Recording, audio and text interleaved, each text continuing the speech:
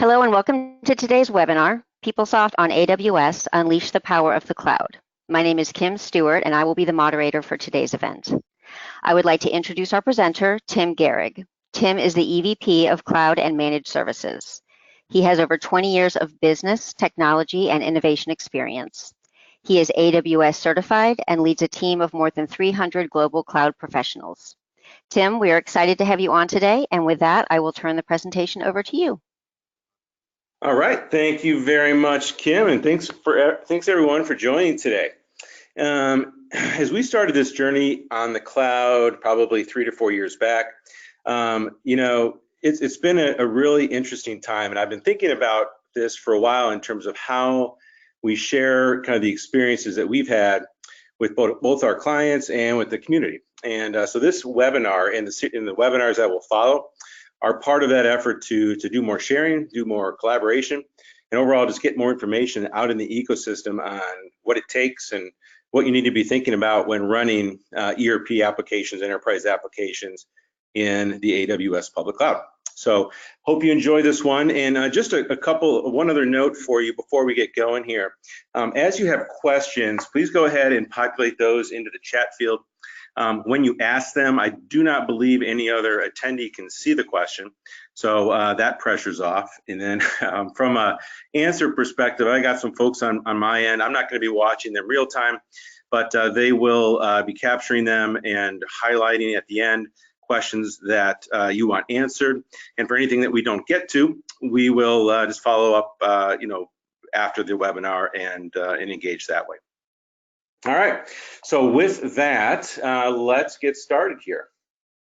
So first things first, what are you expected to learn from this webinar? So 4 main points, and we'll go into all of these in a varying level of detail.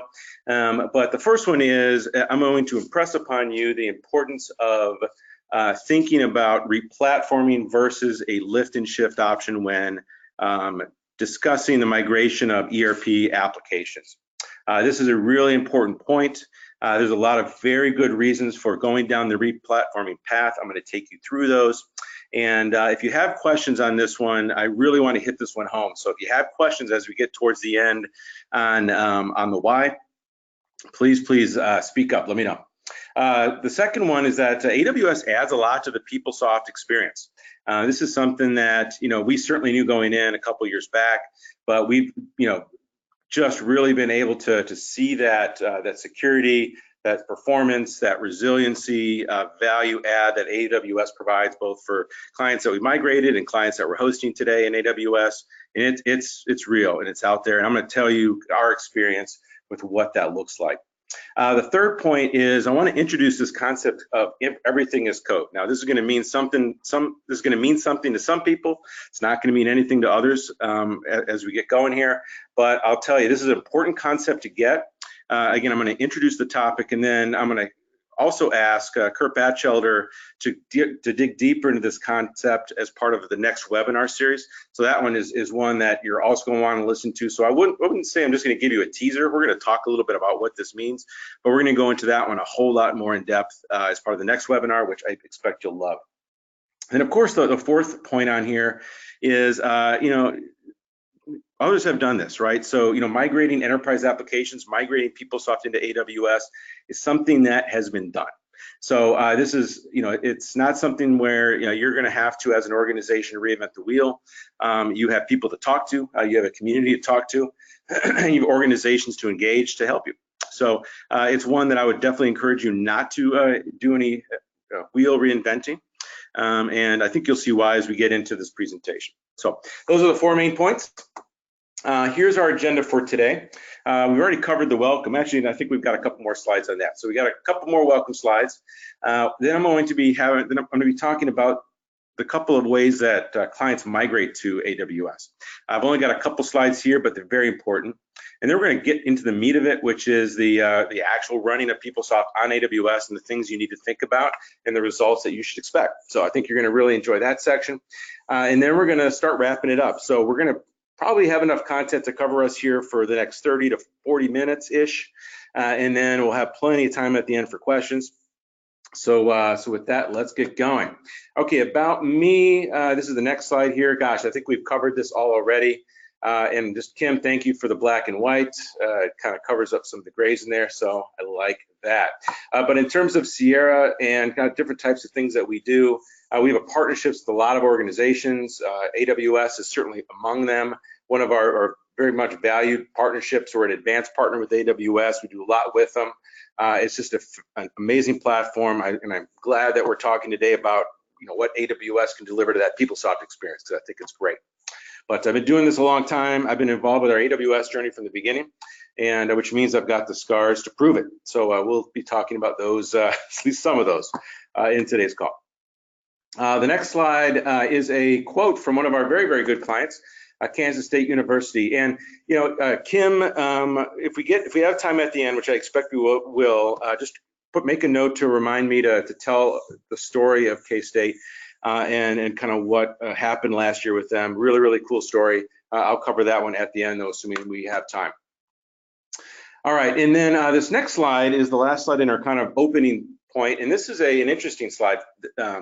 So Sierra-Cedar's had this HR survey. We've done a kind of a nationally recognized survey for the last 20 plus years. It always gives us great insights into what clients are doing within their HR and their financials ecosystems, and the types of trends that that clients are kind of watching and telling us about. So one of the trends this year is that we started asking clients about is that kind of cloud transition, kind of what are they doing with PeopleSoft? And what was really interesting is the data shows us that for the clients that are running PeopleSoft or sticking with PeopleSoft, are going to be on PeopleSoft for the next 3 to 6 years. AWS is the IaaS vendor of choice, which is really which is a great lead into this discussion today. But it was something that we were able to pull out of data. What else does this show us here? That the move to cloud is very real. In terms of upgrading and maintaining infrastructure, it's not something that organizations need to do anymore. It is very much an IaaS conversation when any sort of hardware buy comes up these days, and we were able to see that in the survey as well. And the value of cloud, that value of improving the operational environment, the patching, the uptime, all of these things are problems that our clients are looking to solve. So really good information here. If you haven't seen our survey or you want a free copy of the survey, the link's at the bottom, and please email us or look at our website. I'm sure it's out there as well. All right, so those are all the intro slides. I hope you enjoyed those. Let's jump into the meat of this presentation, which is all about the migration to AWS and what it means to you, specifically with PeopleSoft. All right, so there's 4 main ways there's one way I like to start this conversation, and that's about how you get to cloud. So there's 4 main ways we see clients moving to cloud, particularly with clients looking at ERP applications. So the first one is that strategic top-down approach, right? This is that approach where the CIO or the C-level of the organization puts in a cloud-first strategy, and then every single buying decision or operational decision that comes on down has a kind of a cloud tilt. Can we move this particular application to SaaS? Is this something we need to keep in our own data center? Or what can we move out of our data center? It is that top-down strategic approach to move to cloud. We're seeing clients do this, and it's definitely a way, a good push for an organization to go all in with cloud. Another path that clients start looking at is the tactical approach, right? This is where, for better or for worse, your back's against the wall. You have to do something. Your PeopleSoft database is growing and you're running out of space, or you need to buy new equipment, or do you have a new requirement for an upgrade and you don't have the equipment. So there's tactical pressures that can lead to this conversation of, all right, do I want to look at cloud, and do I want to look at AWS in particular? There's opportunistic ways to look at cloud, right? These are inflection points within your organization, right? These are, a people tools upgrade or an application upgrade, or just something big that's going to be a project that's going to require your users to go through that testing process anyway. That's an opportunity to look at cloud and to look at making a transition into cloud. And then the other one is the expansion. This is where you add on, right? So the pressure's not there, but look, I mean, you're looking to add something into the environment, and cloud is an option, as well as buying hardware. And you look at it and say, all right, I'm going to look at this as an opportunity to expand into cloud. It's not mission critical, or it is mission critical, but it's an add-on to what I'm doing today. So it's less pressure, a little bit more strategic, but it's kind of that toe in the water. So these are the four kind of top-down, bottom-up type of views of how folks think about cloud when they're moving there. But at the end of the day, these all have one theme, which is they move to cloud, right? And then when they're looking to move, or when you're looking to move, then there's really two dominant paths that we see clients considering, especially around ERP applications. And this is an important slide, this one and the next one, that really ties into this concept of why replatforming is so important, especially for an application like PeopleSoft.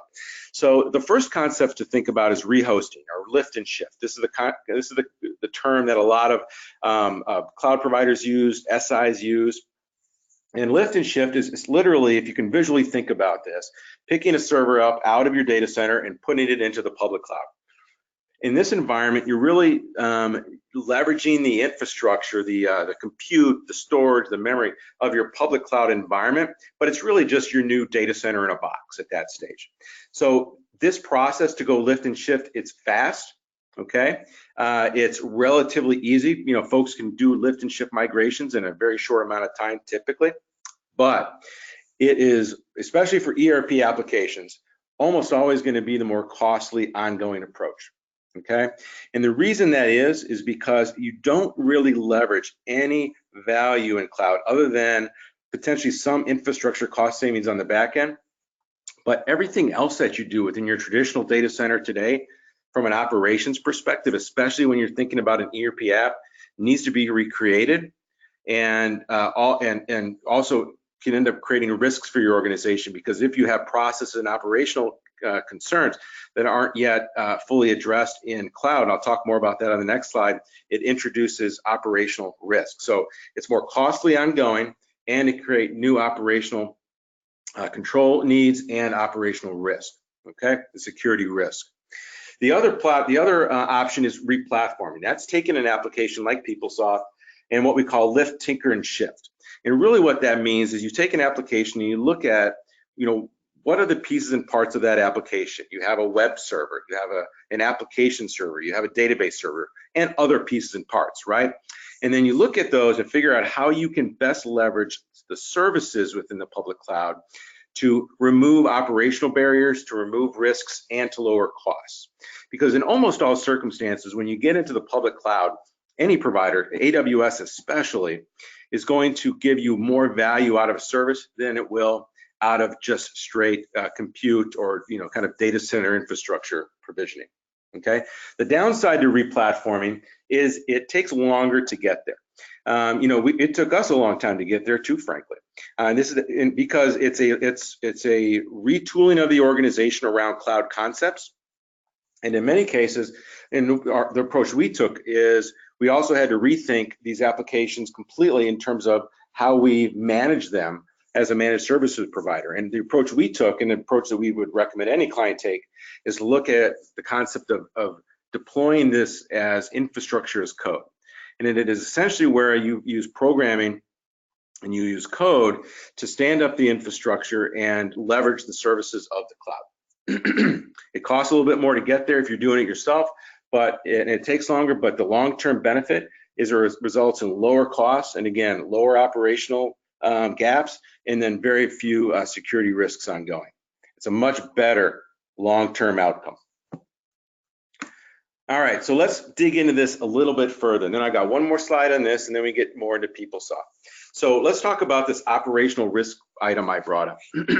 So in a lift and shift model, when you take a server out of a data center or a set of servers, an application like PeopleSoft, and you put it into AWS in a lift and shift mode, you still have a lot of issues to deal with.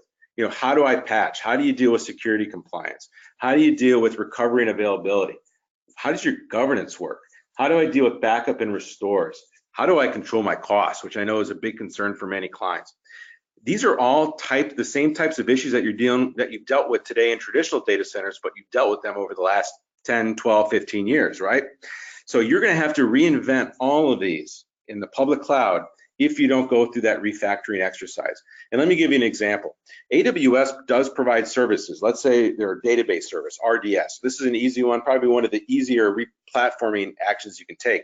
But if you leverage their RDS service versus a database on running, let's say on an EC2, if you run a database on an EC2, which is just a virtual machine, you have to take care of the backups, the recovery, the everything. I mean, you have to maintain that thing just like you do in a traditional data center.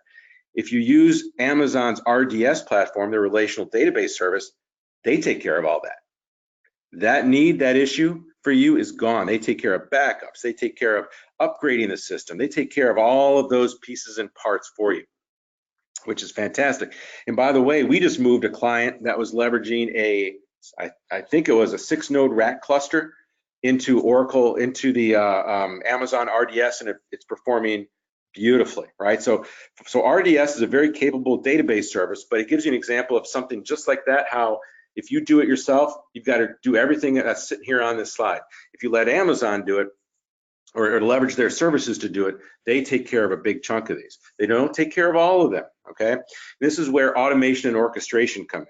So to get out of this issue of operational gaps and to reduce risk and lower costs, you got to do two things. You got to leverage the services of your cloud provider, which, from AWS, it's concepts like Oracle RDS, containers, elastic, load balancing, using their patch service for servers. There's all kinds of services, and I'll show them on a couple slides, that you want to leverage to run these systems in AWS. But then you also need to wrap that with automation and orchestration, because all these services that Amazon provides are great, but you've got to wrap them in something that makes all those services work for your application. In this case, for PeopleSoft. And I'll talk more about that here in the next few slides. So I hope this one made sense. If I wasn't clear enough on this slide, please ask questions, and I'll certainly address them at the end.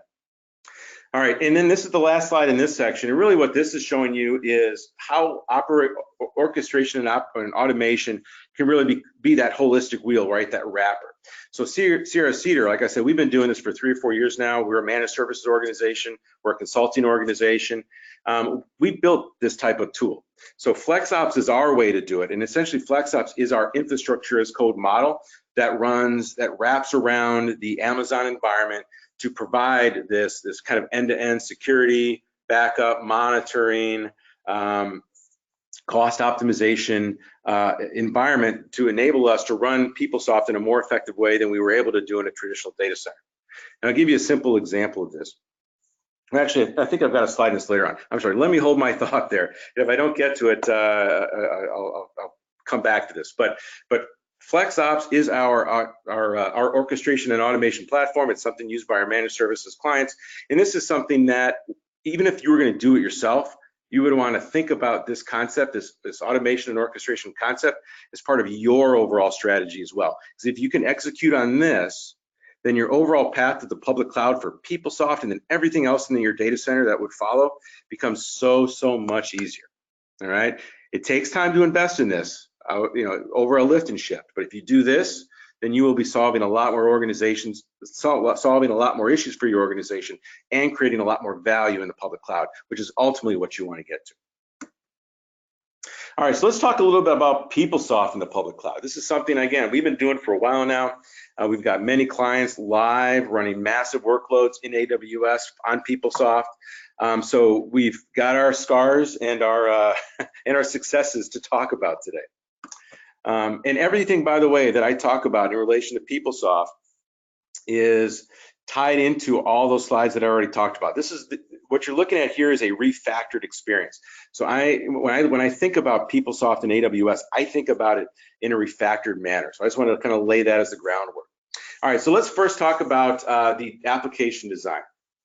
So a couple things to note here. First of all, I would say, application architecture design is never going to be a one-size-fits-all question. In the PeopleSoft world, there probably are a lot of shared experiences within kind of the smaller market of PeopleSoft customers, folks that don't have a lot of concurrency or don't have a lot of job demand in terms of use.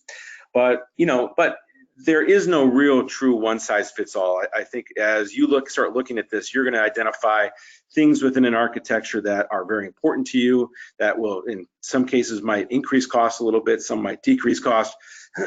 So it is very much an architecting exercise that you would have with your team or with a partner to help jumpstart you. And this kind of goes back to that earlier point of, there's no reason to reinvent the wheel here. We've done this. I mean, this is the old hat for us.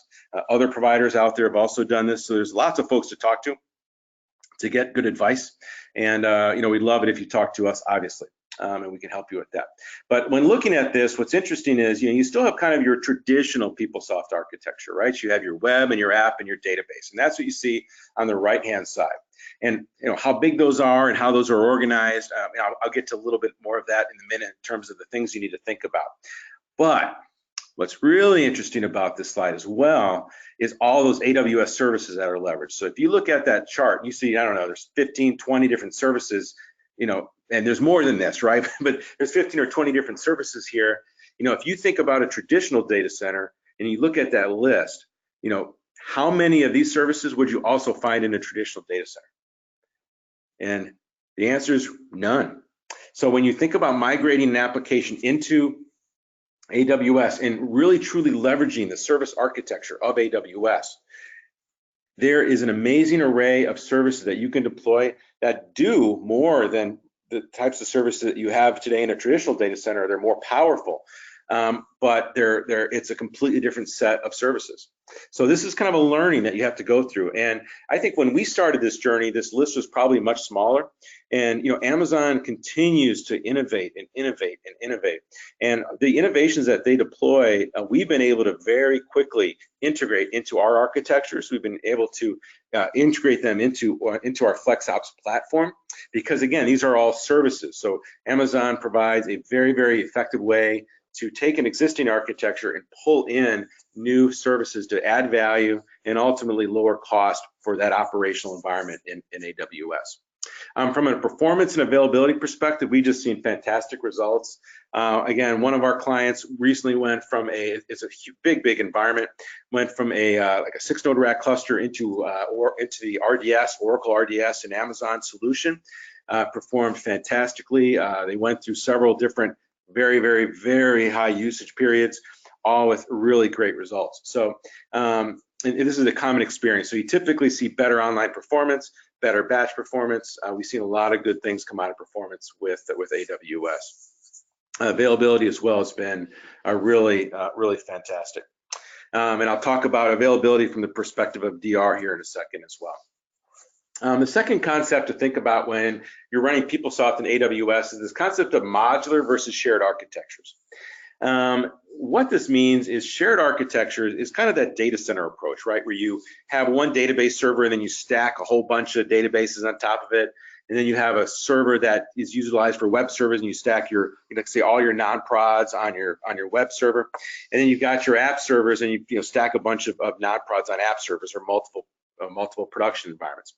That's kind of the old data center way to think about it. And you can still set it up that way in AWS, but it's absolutely not the way we recommend, or even AWS, or kind of a cloud, from a cloud perspective, that's not the way you want to think about setting up these environments. In fact, the negatives to that are flexibility, right? If you need to bring down the environment, it impacts all the environments on there. If you need to bring down that infrastructure, again, same as traditional data center. And typically, believe it or not, and this is something that you can kind of look at with architects or look at with partners, but we've seen this cost more money, not less money, when it comes to compute, when it comes to the architectures in AWS. So shared architectures, we still see clients doing this a bit, but we would definitely not recommend it. Modular architectures are what we recommend. And the way to think about a modular architecture is, to an extreme, each PeopleSoft environment, your demo, dev, test, prod, would have its own data center. Okay, so each one's completely isolated, which means you can patch them individually, you can bring them up, bring them down, you can kind of do what you need to do on an individual basis. Now, the way you size them, see, this is one of the really interesting pieces and parts here, right? Is in a shared environment, you're gonna have very large instances of application of compute.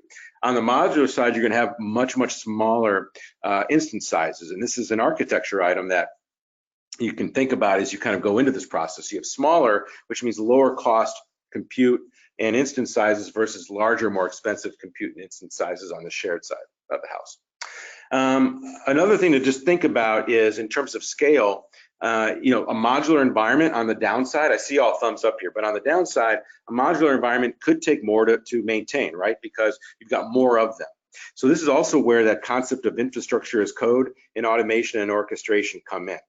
If you haven't rethought kind of how you deploy these applications with automation and orchestration using infrastructure as code, then there is a point that to a modular environment potentially being more time consuming to maintain than a shared environment. Because what a lot of clients are doing when they're starting to think about going down this path is they're reusing scripts and they're reusing services within Amazon, but that reuse does not always enable an efficient patching process or anything else that's kind of fully automated. If you go down the automation path and the orchestration path, you can do things like patching or updating your environments with a click of a button these days, and you can do them all at once. That's the beauty of automation and orchestration. Amazon enables you to completely rethink your operational environment and how you patch, and in many cases, keep your environments up while you patch. And I'll talk about that in a sec with Bluegreen.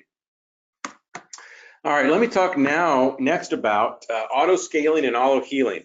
Now, I know that others in the ecosystem have talked about this before, but look, we've had a lot of experience with this, and there's definitely things that work really well with PeopleSoft and some things that don't as much. And so let me talk about this in a couple different ways. So first of all, in our environments, we heavily use auto scaling, heavily use auto scaling. And auto scaling in AWS is kind of a common term. So the auto scaling service, which is what I'm referring to, is leveraged by us and by you in an architecture like this as doing a couple things. Certainly auto scaling your environments, auto healing your environments. And we also have something that we call scheduled scaling as well, that we leverage the auto scaling service for. Now, also on this screen, we have a bunch of EC2s. It's just easier to depict, but you can leverage this for containers. We typically use containers for most of our environments, but essentially what auto scaling will do, you can think about it as saying, all right, if an environment runs out of CPU cycles, then the auto scaling service can be told to trigger another web server, another app server, right? That's the kind of standard way you think about it. And it does that. But with PeopleSoft, the one challenge with that, if you leave kind of mass points where you need a lot of utilization, so where you have kind of peaks in utilization, if you leave those to auto scaling, PeopleSoft doesn't handle it that well. And the reason it doesn't handle that well is has nothing to do with AWS. It has nothing to do with the service, but it has everything to do with the fact that PeopleSoft needs to cache, and the way the architecture is designed and the way it incorporates additional web servers or additional app servers into the architecture, it's not as fluid as you like, versus having a kind of a true web built app that is designed from the ground up to run in cloud. So through PeopleSoft limitations, going through a very big scale up, we would not recommend running auto scaling solely for that. What we would do in those situations is we do something called scheduled scaling. Now, scheduled scaling still uses auto scaling services, okay? Still the exact same process. But what we would do ahead of time is say, all right, this client's gonna go from 1,000 users up to 5,000. Let's tell it that it's gonna go up to 5,000. Then auto scaling would kick in and move it up to that level. And then by the time your users jump in, it's ready to go. The caching's done, PeopleSoft has done its thing, and it's all ready to go. And then you can decrease in that same way. Okay, what we've seen work successfully is when you've got a small increase. So let's say you go from 1,000 concurrent users in your PeopleSoft environment to 1,100. It works great then, right? That's the perfect use for auto scaling. But in big jumps, you're going to want to schedule that scaling, but you're still using the exact same process. The other way auto scaling is used is for healing. So if you adopt the concepts of automation and orchestration, then you're also going to be adopting this concept of healing, right? And let me tell you what that means. So in our environments that we run, we have scripts, Lambda scripts, and we have other scripts within the AWS environment that run to kind of watch for system health. If something stops working, let's say an app server stops responding to something, or there's some error in the environment. In our managed services environment today, a human would go out and look at it and figure out what the issue is and fix it, right? I think you can probably relate to this. In the AWS world, what's really interesting is we don't have to do that anymore, right? This is where auto healing comes in. So what we do now is if one of our scripts or one of our monitors notices something within the environment that's not quite acting right, then it'll go ahead and destroy that piece of the environment. So let's say it's a web server, it'll take that web server down and create a new one, and then it'll send us a ticket saying, hey, FYI, you had an issue out here, we already took care of it, have a nice day. All right, and what's beautiful about that is that process uses the exact same auto-scaling process that I'm showing you right here on the screen. So the same audit, so from a code perspective, from an automation perspective, you build one automation routine that essentially enables auto-scaling to build the environment for you, build the web service, build the apps, build the database instances as you need it to. And then regardless of what is happening, whether it's a scheduled scaling event, whether it's a small increase event that auto-scaling is being triggered, or whether it's a health event, that same automated process you built one time can be leveraged for all three, which is really amazing to see in action. And this is a big, big benefit of moving into AWS. And AWS is very much ahead of its competitors in terms of what this service can provide. It's very, very impressive. And we've seen this work real time again and again and again. All right, next topic up, backup and recovery. So here's one thing you need to be aware of. Within AWS, disaster recovery is not really the same concept anymore. Really, it's about redundant design. And let me tell you what that means. Again, if you're leveraging automation and orchestration and you're leveraging services within AWS, it's very difficult to test or to move into a disaster recovery mode because everything's redundant. So no longer do you have a primary data center and then a secondary data center. That concept doesn't exist anymore. Now everything runs in multiple AZs. So when you set your infrastructure up, you're telling the system, all right, I'm going to run basically half my infrastructure in one and half in the other. The only exception to that is the database, and the database needs to run on one and the other, but the failover between them is, seconds. It's very, very, very, very fast. But if you actually want to go through a DR test in this environment, I'm not going to say it's impossible, but it's pretty much darn near impossible because the way that, if you go back to that previous slide with auto scaling, if you have anything in the environment that fails, Amazon fixes it, right? So if you have a web server, so if you picture yourself going through a DR test and you bring down all your web servers, Amazon's gonna automatically bring those back up, right? I mean, it's just gonna do it. Or let's just say something happens in the zone and you really want to shut down everything in the zone, it's going to move everything to another zone. So Amazon, if you leverage their services, right, build that automation and orchestration around services, it's very, very difficult now to actually execute a disaster recovery test because it's all about that redundant design. Now you can get redundant to the nth degree, right? That's a whole other conversation, but it's a very different type of conversation going into AWS when it comes to recovery and when it comes to data availability and those types of things. So we can probably get into a whole lot more detail on this one, but I wanted you to be aware of this because this is a conversation that comes up a lot with our clients and they completely understand it once we explain it, but it is a change in mentality that's important. And what I would tell you is the cloud world, the AWS world, takes the traditional disaster recovery concept and, even if you were trying to compare apples to apples, AWS and a kind of a cloud-based deployment is going to win every single time, right out of the box. So it's very, very good, very, very strong.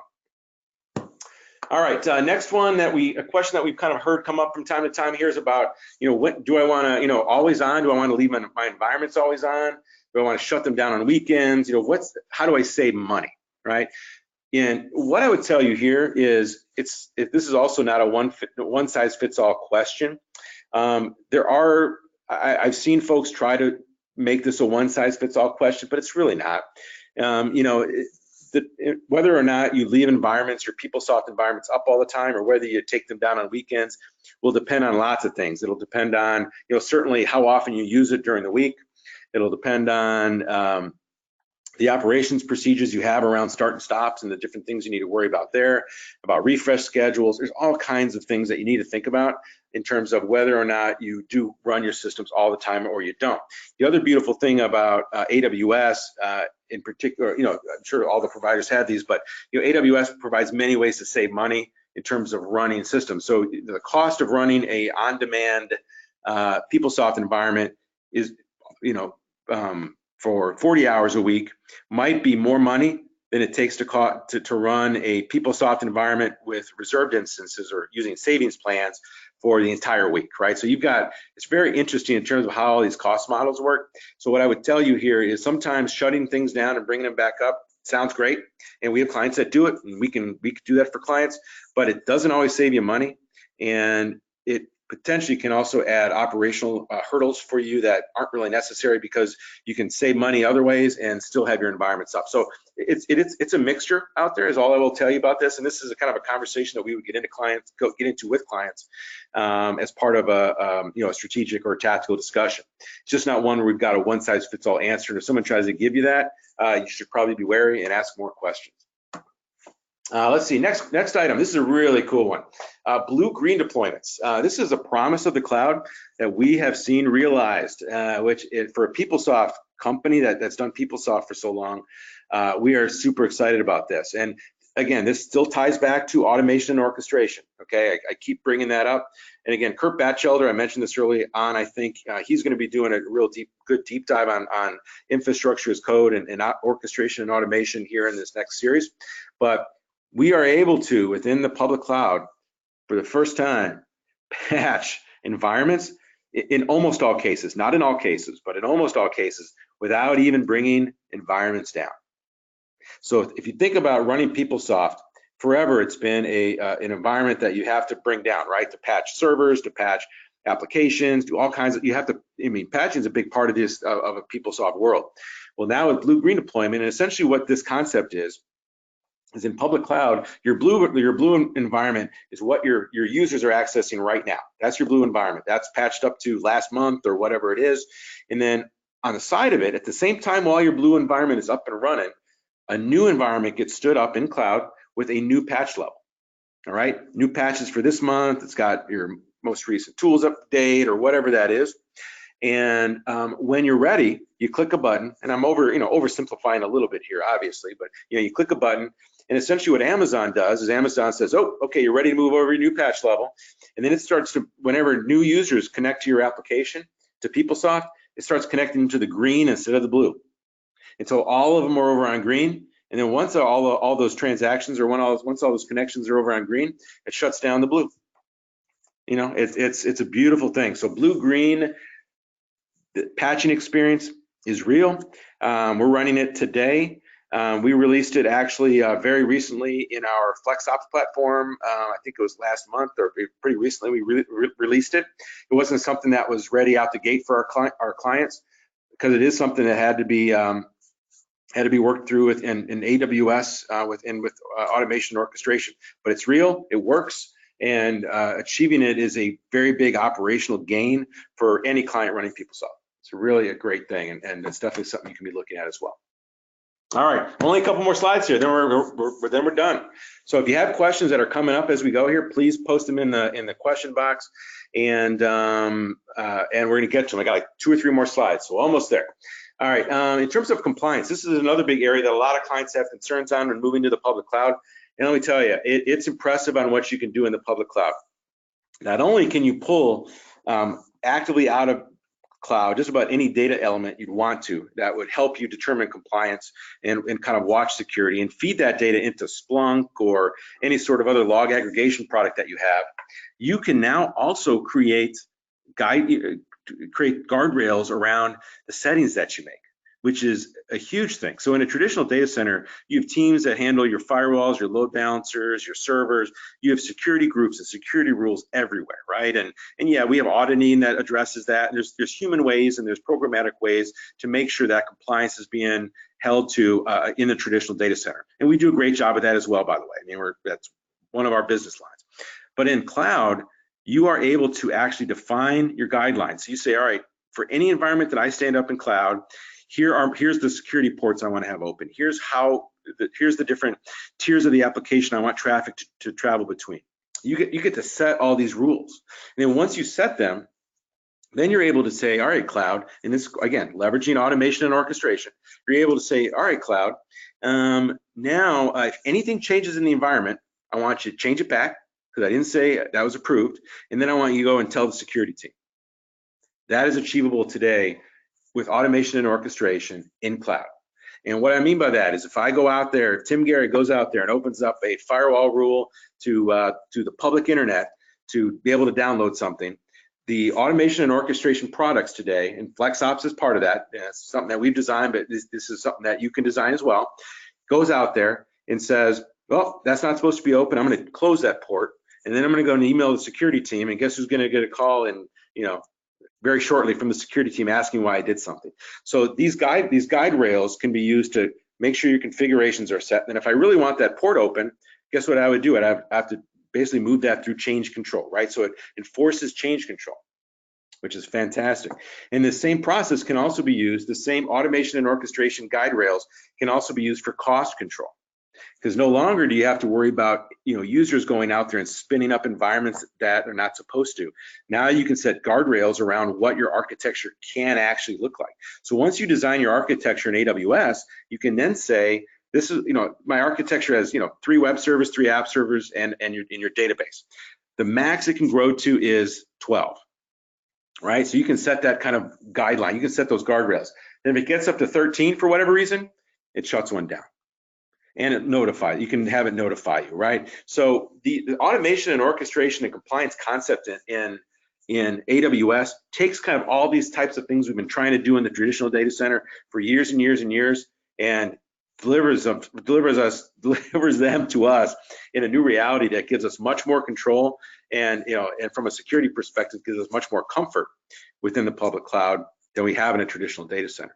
The other thing to mention on security in public cloud is you probably also heard about a concept called blast radius.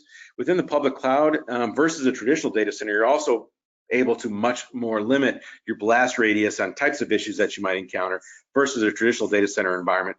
Because going back to that modular design for architectures, if you design each pillar of PeopleSoft as its individual data center, again, that enables you to limit your blast radius, that enables you to quickly and easily be able to handle your patching process using Bluegreen. And from a compliance perspective, if you wanted to apply different compliance rules to different environments, you could, or you could apply the same rules everywhere. So very, very cool, big concept. Highly recommend that you think about this as part of your overall deployment. It would add an immense amount of value, and AWS is a big part of making that work. All right, key takeaways slide, then I've got one shameless plug slide, and then we are on to questions. So in terms of takeaways, the first bullet here, this is really going back to that automation and orchestration process. So PeopleSoft running in the public cloud adds value. But to get that value out of it, I would argue to you that you really want to spend that time dealing with the refactoring approach, leveraging automation and orchestration. Now, whether you do that yourself, whether you work with a partner like us or others, go down that path. It is a path worth going down for you. It can help transform your organization as it did ours. I mean, this has been a transformational process for us as an organization as well, getting involved with AWS, getting our organization around cloud and really starting to think cloud. It's been a transformation, I would say, and a really exciting one at that.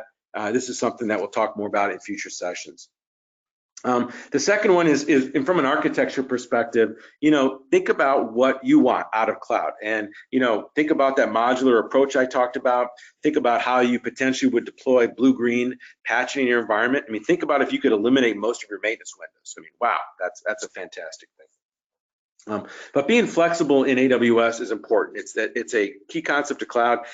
You want to, it's just something that's going to start your conversation off right, and you're going to get to a very good place outside of just a lift and shift conversation that ultimately is not going to get you as much value as you're thinking about, unless you're in one of those tactical positions where your back's up against the wall and you just got to move PeopleSoft tomorrow.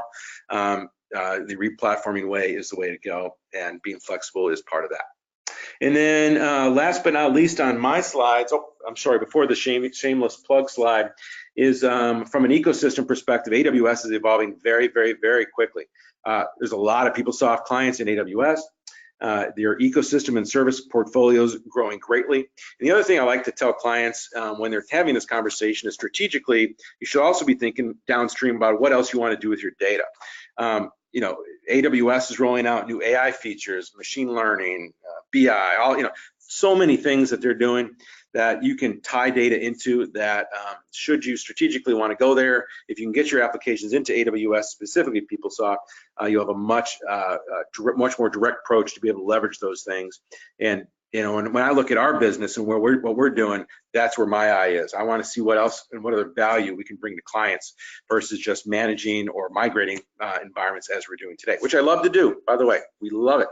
But the additional value stream is something that I think we can also move into ourselves as well. All right, in terms of Sierra-Cedar, here's our plug slide. So I did promise you one. Again, been doing it a while, managing quite a number of environments on AWS today. Got lots of folks that have certifications. We're an advanced consulting partner. I think we're going to be adding an EDU competency here shortly, amongst all the other ones that we have. So definitely know what we're talking about here with respect to PeopleSoft, respect to AWS. It's a great ecosystem, folks, and I really appreciate you being a part of this call and learning with us. For part two, and then I'll open it up for the questions if we have some. I will be asking Kurt Batchelder. Kurt's my chief architect around AWS. He's going to be doing talking about infrastructure as code.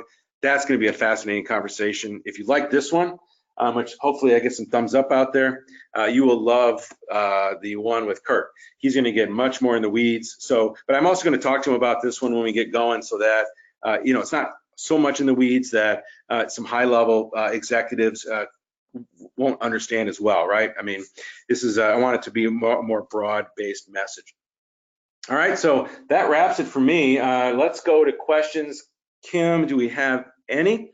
And if we do, I'll hit them up. And if we have too many, we'll deal with them email afterwards. Okay, perfect. You did want me to remind you to mention the K-State project. Did you want to touch on that briefly before we get to questions? Yeah, so just real quickly here, I'll give you the 2-minute synopsis. Thank you for that. K-State, and this is a published case study as well, that's why I'll mention it. But last year over there, I think it was Labor Day weekend, or it might have been Memorial Day, they had a big fire and it impacted their data center. And they had about 2 days by which they did not have a full DR solution, and they had not yet started to do anything in AWS. And they needed to get somewhere quickly to get payroll out by Monday morning. This happened on like a Wednesday, right? So they basically had almost no time. So we were able to get engaged quickly, and we had a fully productionized environment for HR PeopleSoft in AWS running for them within 48 hours. And then they ran payroll on Monday morning, going from literally, they had some backup tapes that they were able to kind of get access to. And it was a phenomenal, I mean, it was a great partnering scenario. I'm not saying that, you know, the Kansas State University folks were amazing. Our folks were amazing. Amazon was amazing. It was a great experience, but I'm just telling you the power of the system is it works. And they weren't reinventing the wheel. Definitely not suggesting you do it either, but it was a really great story. So if you haven't seen the case study, check it out, or talk to Kansas State University. Their CIO had a great win out of that, and that's the story. So, all right, thank you for that reminder, Kim. Anything else in terms of questions? Yep. We have a few questions. Once my Oracle PeopleSoft applications are migrated to AWS, will it be a supported platform with Oracle? I'm concerned about Oracle supporting my applications if issues are encountered post-migration.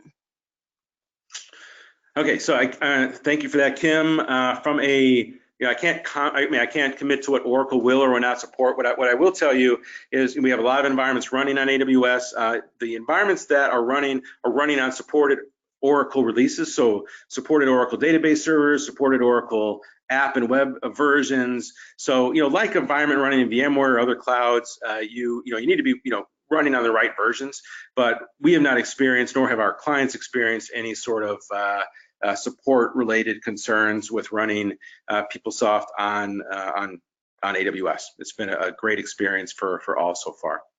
Okay. Next question is FlexOps available for Azure customers rather than AWS? So FlexOps, so Kurt will talk more about FlexOps. I didn't get much. I mean, that's that automation and infrastructure, automation and orchestration platform I keep talking about. It is not available for Azure customers today, only for AWS customers. It is an area that we are looking at. So FlexOps is actually built on a cloud agnostic platform. So, in the future, could it be a platform that we invest in and build services for? It's possible. It's not on our roadmap right now. Our focus really is AWS, because that's where we see the most client demand, and that's where we see the most number of workloads moving. All right, next question. Our company has heavily invested in Oracle technology database licenses. If we were to move our Oracle PeopleSoft applications to AWS, will we be able to use our Oracle database technology licenses to maximize our investment? So most of our clients do bring their own Oracle licenses along. There's rules that Oracle has put into the ecosystem in terms of the number of licenses per virtual core, and kind of what that mapping looks like. But yeah, I mean, you can leverage your licenses, that's my understanding, as well as for RDS, as well as for standalone environments. So for the relational database service, there are environments that you can utilize your Oracle licenses, is my understanding, yes. Okay. Next question. What is the time difference between lift and shift and replatforming?